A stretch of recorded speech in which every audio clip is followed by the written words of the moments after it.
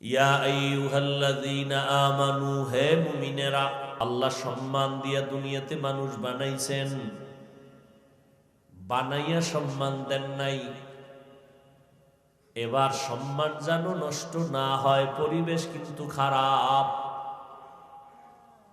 যেখানে পাঠাইছি পরিবেশ বড় খারাপ। এই পরিবেশে তোমার সম্মান যদি টিকায় রাখতে চাও, আমি আল্লাহ পাক রব্বুল আলামিন ব্যবস্থা দিলাম দুইটা, ব্যক্তি আর কিতাব। ধরে রাখো,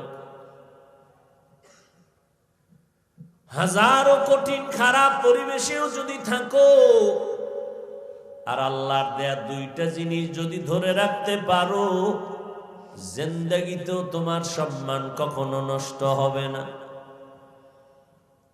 এক হলো আল্লাহর দেওয়া কিতাব, দ্বিতীয় হলো আল্লাহর দেওয়া নির্দিষ্ট করা আল্লাহর প্রিয় ব্যক্তি।